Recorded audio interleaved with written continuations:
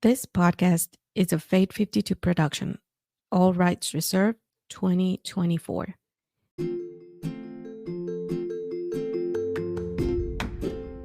Hi, welcome to So Basic with a Little Extra. If we haven't met yet or you are tuning in for the first time, my name is Anna Zugeri, and my mission for this podcast is to share a basic story to give you a little extra inspiration, a little extra encouragement, or an extra laugh. I'm not a psychologist or a medical doctor and do not offer any professional help or medical advice.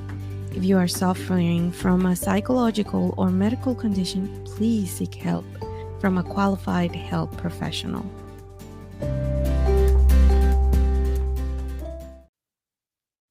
When my oldest was little and she felt sick, she would come to me and say, "Mommy, I feel throw uppy." That was her way of describing it to me. Where did she learn that? How do we learn to describe our emotions and feelings? How often do we actually do that? Are we even encouraged to express our feelings and emotions? I don't know about you, but since I can remember, my vocabulary to describe how I feel has been very, very limited. You know, just the basic words: angry, sad, happy, hungry, and tired. I was never taught to describe my feelings or emotions. Actually, I didn't even know the difference. Do you? Here's the basic definition. Emotions start as a sensations in the body. Feelings are generated from our thoughts about those emotions. In other words, feelings are how we interpret emotions. Get it? Got it good? I seriously did not know that. Did not know that. Have you watched the movies Inside Out or Elements from Disney? I like those movies. Although I have a love hate relationship with Disney, I strongly believe parents should watch them. It is a good and basic way to open conversations, ponder on what our emotions look like, including the bad ones, like sadness, and how are they very helpful to become a well-adjusted individual. If you have followed me in the last couple of episodes, I mentioned how I am on a journey to make changes in my lifestyle with the purpose of, number one, bring glory to God, number two, live a healthy life to accomplish my purpose, and number three, to tell others about it. Remember last episode, I told you we will go over three pillars that I believe are necessary to be in balance: the mind, the body, and the spirit. So let's start with the mind, but let's break it up again. Today, we'll talk about emotions. Next week, we'll talk brain, and the following week, we'll talk about thoughts. I believe these three things that pertain to the mind are so important. So today, I want to share with you my basic story about emotions. At the time I'm recording this episode, I am on day 37 of my 90-day journey before I have to see my doctor again, do blood work, and check if anything has improved in order to lower my A1C. Well, let me be a little extra. I am so happy. As of today, I've lost 5 pounds, which takes care of my body. I have read, heard, written a Bible verse per day 5 times a week since December, which has improved my spirit, and recorded my emotions daily for the last 18 days, which has helped me to take care of my mind. Here's my basic story. I started therapy in the fall of 2022. It's been a long journey. I was going through a really, really, really tough time in my marriage. Therapy was our last resort before I strongly considered divorce. Can you believe it? That was my last resort. Now that I know what I know, that should have been the first. I was very skeptical because we've tried that in the past. But this time, we decided to invest our time, resources, and put in the work. Well, in my case, not so much at the beginning. I didn't like it. I didn't care about the expense, and I was just being a little extra. I really wanted to say the phrase, I was talking to my therapist. Because, back in the day, only rich people could say that. It took me a long time to understand the benefits of it. But more importantly, my part in what I had to do, going into places I didn't want to visit. They were well buried, and I did not want to uncover them. I was already in a lot of pain, blaming my partner for everything. So, yes, I resisted the process for a long time. And let me tell you, if you are considering therapy, I urge you to be honest, to give it all you got. Otherwise, you will prolong the process. Let me make a parenthesis here because no one told me this, and I wish someone had. Nowadays, it is very affordable to get help. There are online therapists, programs, and nonprofit organizations that are ready to help. I will share the link on a few resources I found in the show notes. The parentheses to the parentheses is please, please, please don't put your health aside for other expenses in your budget. If you have money to buy coffee and fast food, you have money for therapy. I love what a friend said the other day when I said I couldn't do something I wanted to do. He said, is that an excuse or is that a reason? Ouch. This is the kind of stuff we have to be mindful about.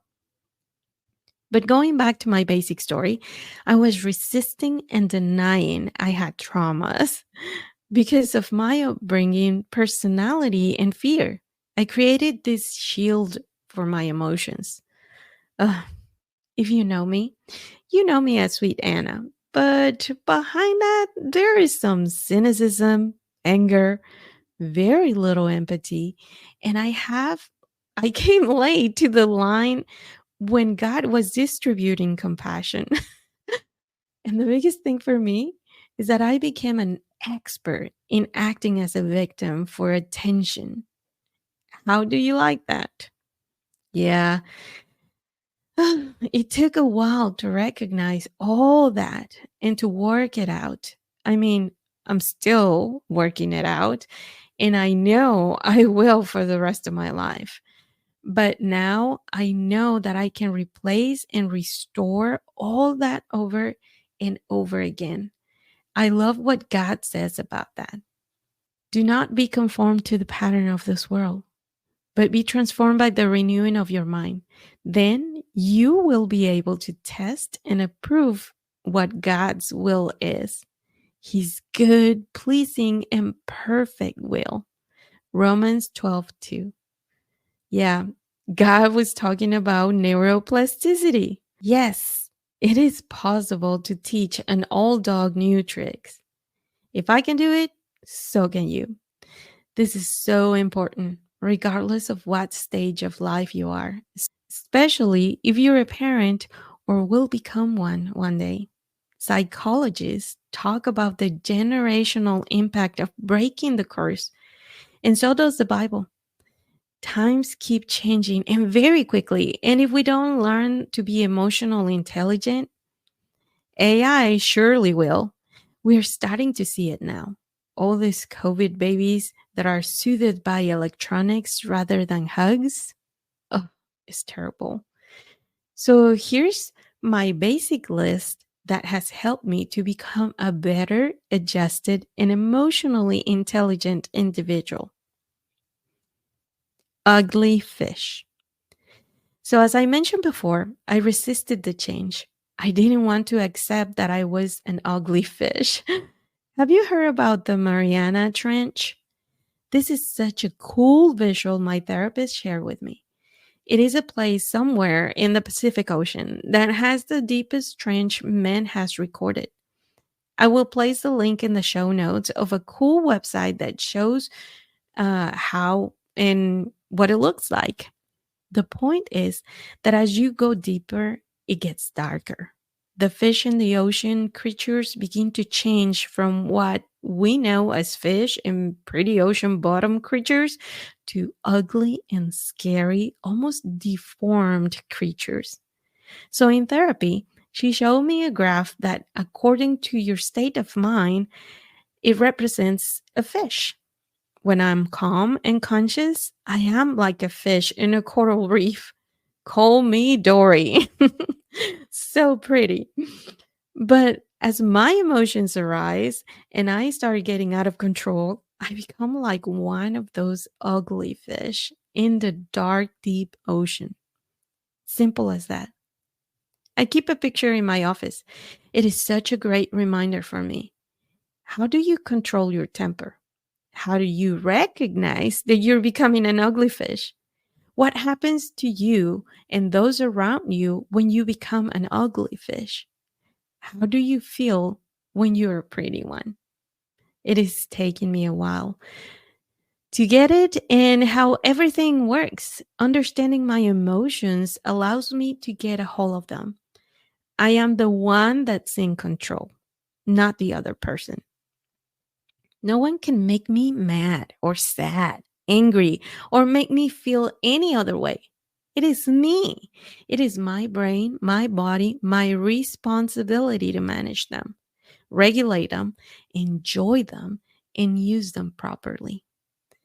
Now, that does not mean that I don't get angry, frustrated, sad, or any other negative feeling, because God knows I do. I used to say things like, "You are making me so mad. You are so mean to me." And my favorite one, "You're an idiot." I use this last one a lot when I'm driving. Oh gosh, convicted. I also use my emotions and feelings against me, saying things like, "I'm so fat. My hair, oh, it's so ugly. I'm an idiot." But now I know. I have to figure out where that is coming from.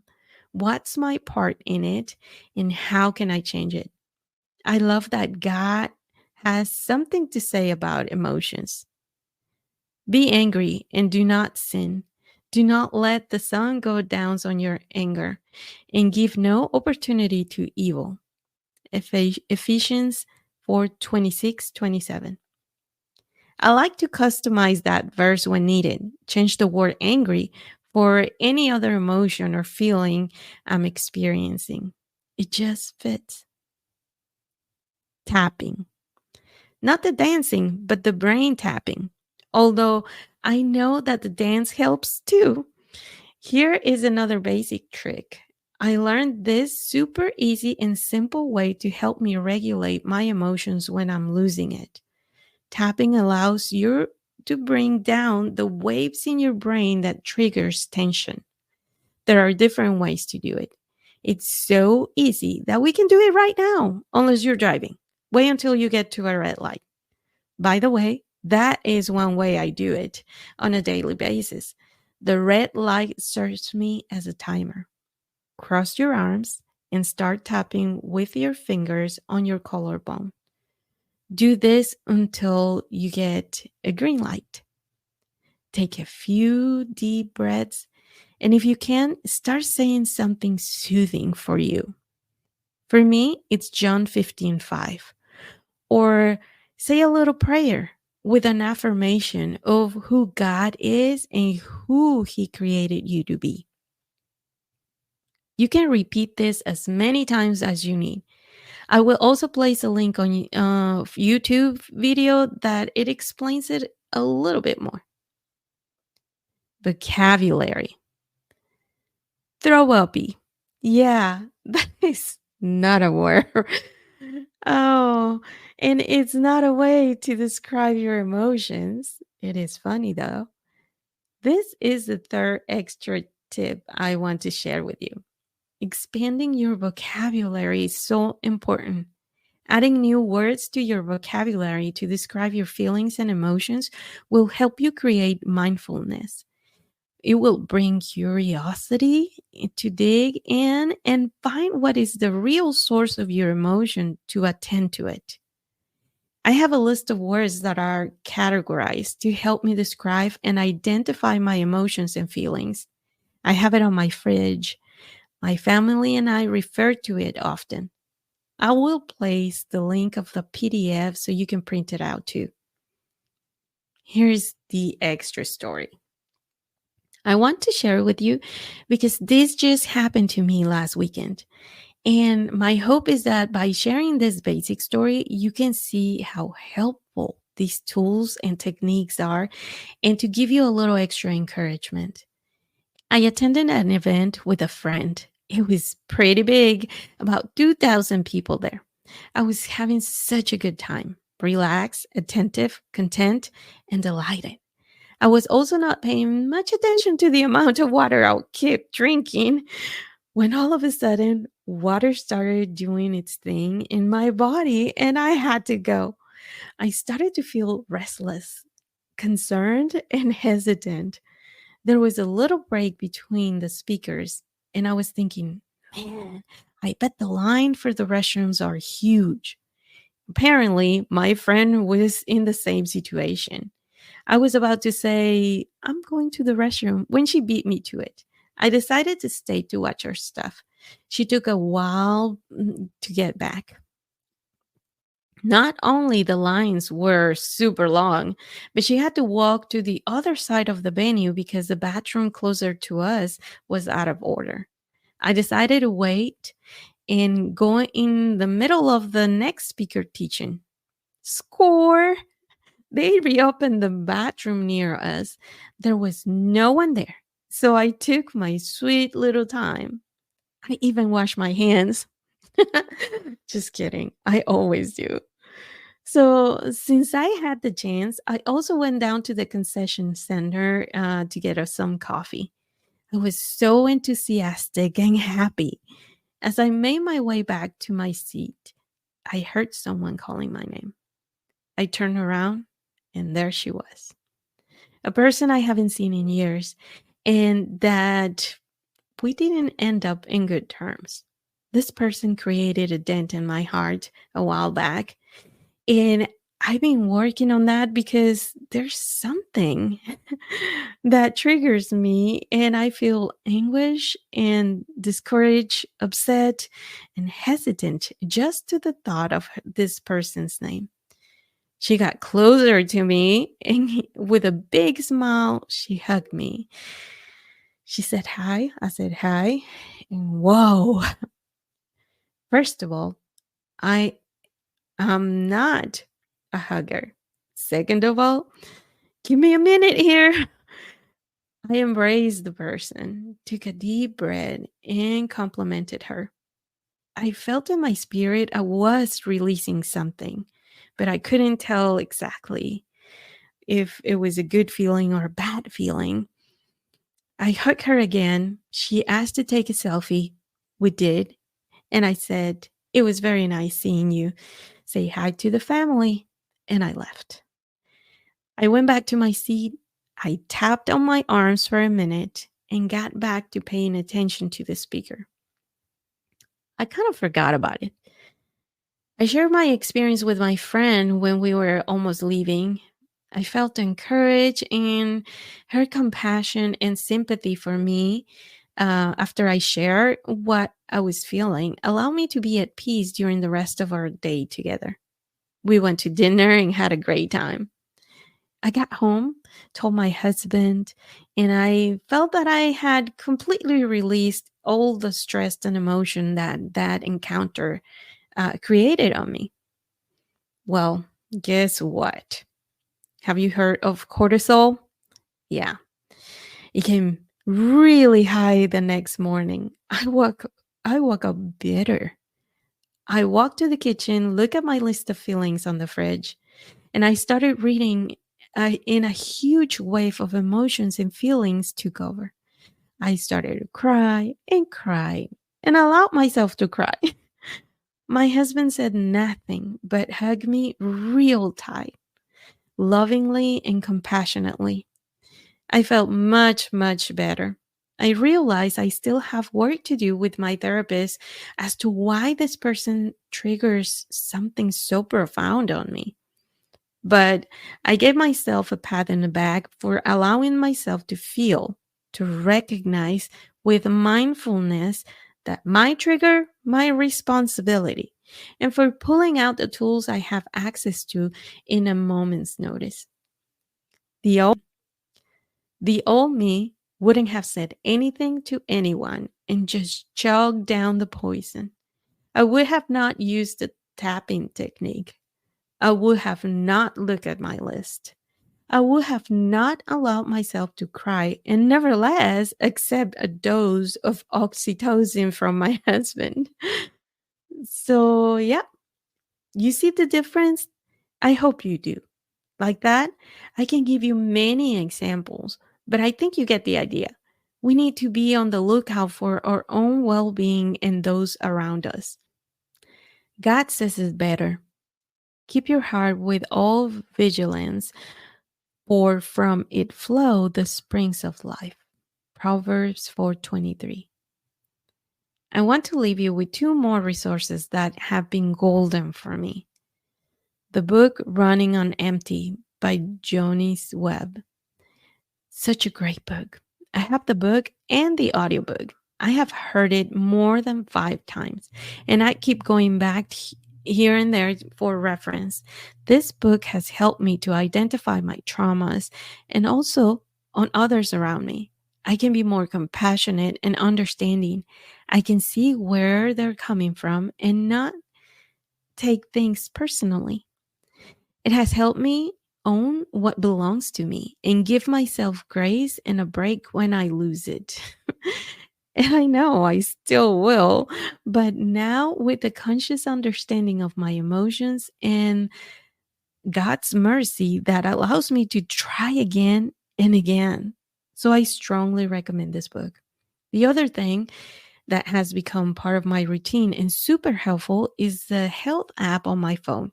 You know, the one with the white background and the red heart on your iPhone.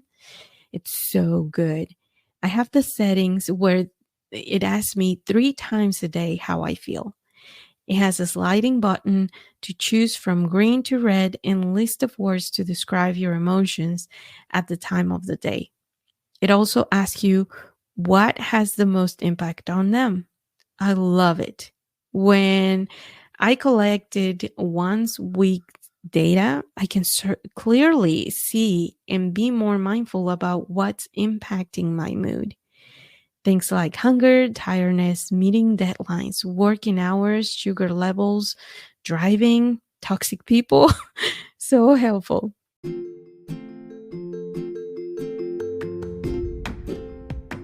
Friends, I hope you leave today with a basic question to ask yourself.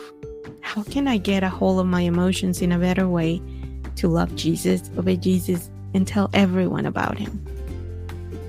If you want to chat about what I shared today, need some coaching, a good referral for a therapist, or just a friend to listen, please feel free to reach out. I pray the Lord goes before you this week, shine upon you and bring you peace. And remember, a man without self-control is like a city broken into and left without walls. Proverbs 25:28. Thank you for listening, and until next week. I was sharing a basic story about the brain.